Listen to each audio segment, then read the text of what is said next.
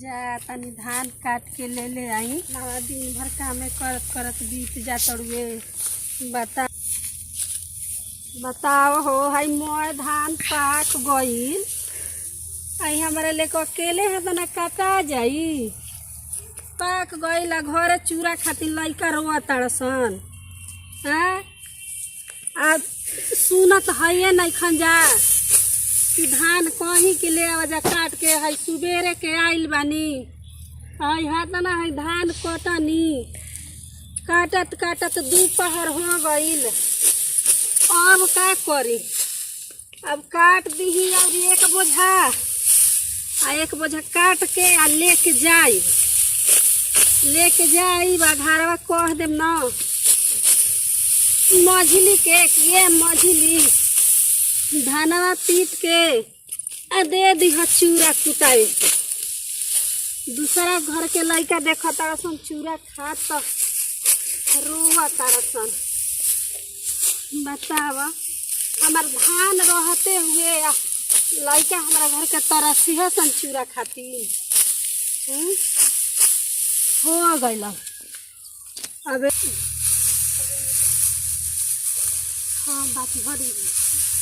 बतावा कोई लौकते नहीं खे कि हम लगावाई धानवा। बतावा रसियो कहाँ तो धो देनी।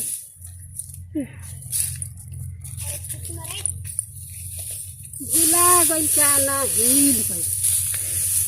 रुका लइका तना रोता रखना वो जाने की फुर्सते नहीं खे मिलत कि धान ले जा।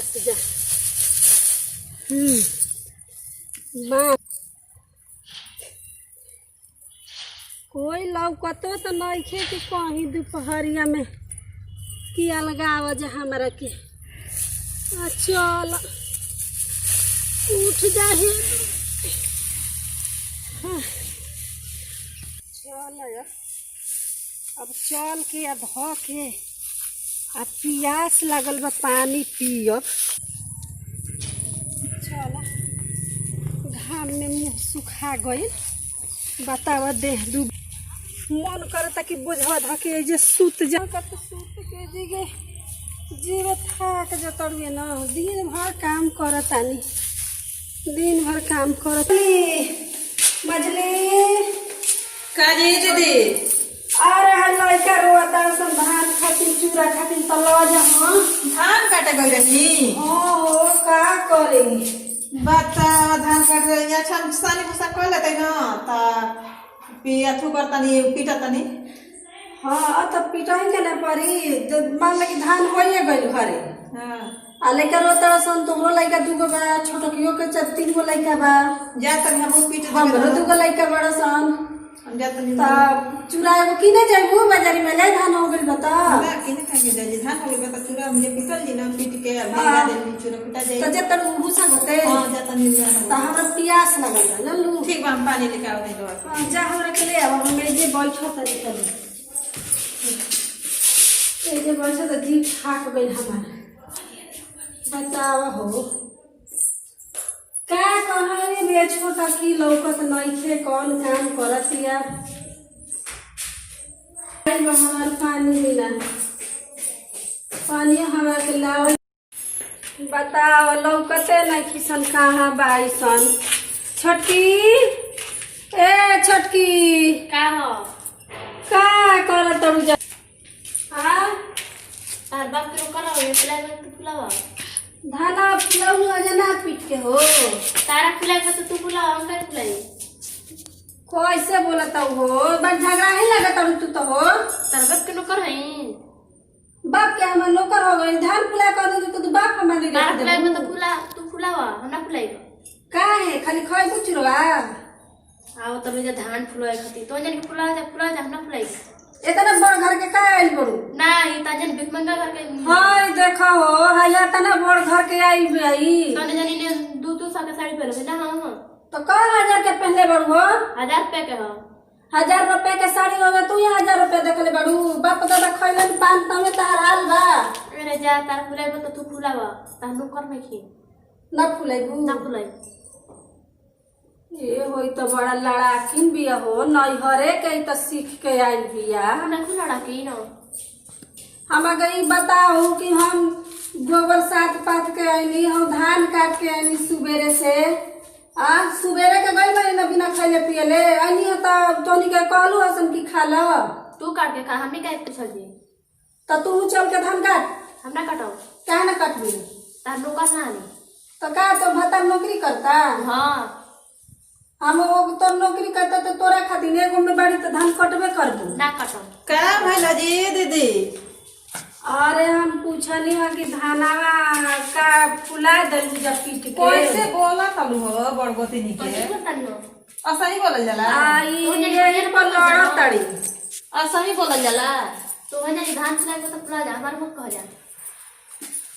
हाँ ये देखा हम तो पूछ देनी तो काले कह देनी लिखा के हो। ना ऐसे बोलल जाला। बताओ तू 5,000 के मैंने साड़ी पहनता धूमिल हो जाए, हमने के 100 रुपए के पहनते तो हमने के ना धूमिल होई? वहां के खेत में धान काट के लाते वहां के धूमिल ना होई? के कहता तो जानी काट के लाओ जा, तो कहतो ना काट के ले जी तो सही खा लो घर में। काहे तो जानी के कमे लेकर तो सुन धान मत पीटी ह, देह पगार तारा पड़ जाई, लुगा धूमिल हो जाई, ओठा लाली में का कहला कि सुखा के उड़ जाई हवा में ना। तो जानी चुपचाप सुना आ काजर बजौन एकदम चफरा गई आँखी में। धान ये जाई तो हो जाई ना। तो चूड़ा मत फकी हा ना तो मैं मुंह में गड़ जाई चूड़ा, आ मुंह में हटे तो फोकचा फोकचा हो जाई। मनी खलु जा। हाँ तो हम कह के दे तो कहबे करब। हां हवा पी के कहना रही तो जानी करतो जा, हमने के कराता का करता हो? बहुत कुछ करता जी। तो जानी के देखे के ना लागत होई। कर दो जगह लगे जी का पानी पीता तलू, पानी पीता तलू। सुबेरे ले हम उठतनी तो भर दिन बधारी में करतनी, मजली उठता तो सानी पानी गोबर गोइठा करता। यहाँ के खाना न बनाओ तड़ू आया तंजे तो है खाए मांगा तंजे तो कह तड़ू भी अपन अपन ये बताओ वहां के धान काट के आवतनी, हम सानी भूसा करतनी, गोबर निकालतनी, गोबर पाथतनी, या तू घर में बालू तो कोई के लोटा पानी नहीं खुदे। हम कोई के ना दे, कोई के नौकर ना दे। हम तू नौकर ना हो, घर में खाना बनाइबू आ पानी ना देबू, खाई ना देबू, ना ना कुछ ना करो, खाली सूत के खाइबू। हां सूते खातिर नहीं बोलू। हां तब का करके जी दीदी? हम तो जातनी धान पीट फुलाई जा जा करो करा जा, हमरा मत कहो। 2 दिन फुलाए व चूड़ा कुटाई जनू। हां आ तू का तुम करना कि भैंस बटले बिया। हां हम जातनी ना खाए के वाला घर में ताला मार ताला लगा राशन पता ही ना जब खाए बनाए के दिन भर हम खटाबे खाए बनाई हम। कहिया ना हां जानी का खुद हम ले। आ तू दही देबू तब वो ठीक बा हमारा के। ना जी हम देब ना दही। आ ना देबू तब वो ठीक बा, हम चूड़ा पानी आ ओकरा में गुड़ डाल के खा ले। ना जी चूड़ा कुटाई तो हमारा के देब रवा, हमरा के दही देब। हां ओहू से ना मिली तो हम चूड़ा पर नमक छिड़क के फाक के सुत रहब। हे दीदी ऐसे काहे कहता नहीं जी? ऐसे ही कहते बा ऐसन तो हम का कहता कही। घर में ना कहत। तू का कहतो जाद हम चलनी धान पीसे। नहीं चल हम चलता नहीं जा जा जा तो बोला ना हो आइल है जब बड़ा धान फुलाए खातिर इंजन के बाप के नौकर हनी, खाए पानी ना दिहन जा भरी भरी तो ताला मार के रखियन जा। हमो नहीं जा देख ले आओ तो ले जा एहन नहीं का इंजन के बाप दिहन खाए पानी करे खातिर। कर हमारा पड़ी चिंता करो। नमस्कार, हमारे परे पूनम गुप्ता। नमस्कार, हमारा नाम पड़ी देवांशी से। ये कॉमेडी वीडियो रहा है, अच्छा लगे तो लाइक करें, सब्सक्राइब करें और शेयर करें। अभी हमारा चैनल के शेयर कर